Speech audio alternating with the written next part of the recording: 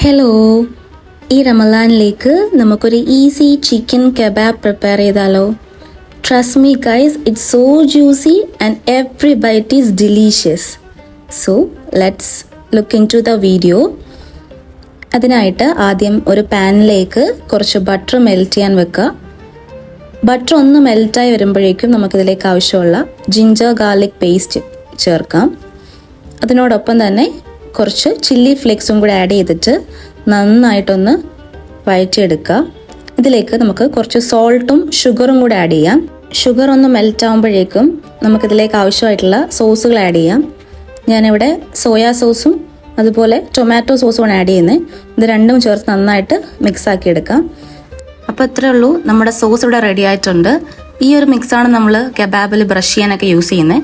Next നമുക്ക് main ഒരു പാർട്ടിലേക്ക് കടക്കാം.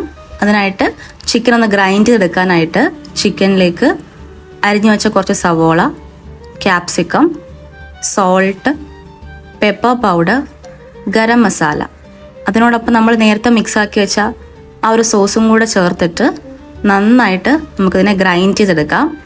ഇതൊരു പേസ്റ്റ് രൂപത്തിൽ നന്നായിട്ട് അരച്ചെടുക്കുക.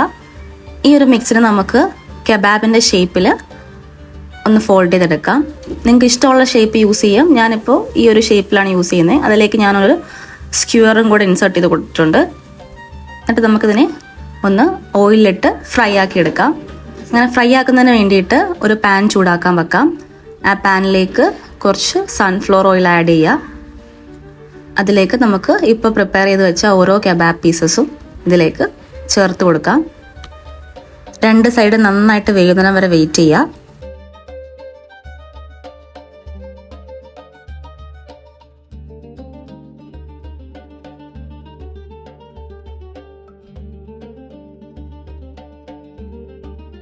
ഒരു സൈഡൊന്ന് കുക്കായി കഴിഞ്ഞാൽ നമുക്കിതൊന്ന് ഫ്ലിപ്പ് ചെയ്ത് കൊടുക്കാം.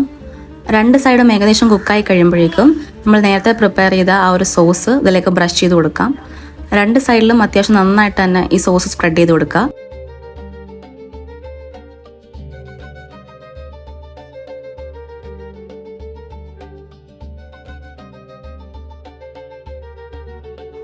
കുറച്ച് നേരം ഇതിന് ലോ ഫ്ലെയിമിൽ കുക്ക് ചെയ്യാം. ഈ കബാബിലേക്ക് അത്യാവശ്യം നന്നായിട്ട് സോസൊക്കെ സ്പ്രെഡായി കഴിഞ്ഞാൽ നമുക്കിതിനെ സെർവ് ചെയ്യാം. അപ്പോൾ നാളത്തെ ഇഫ്താറിലേക്ക് ഡു ട്രൈ ഇറ്റ് ഔട്ട്.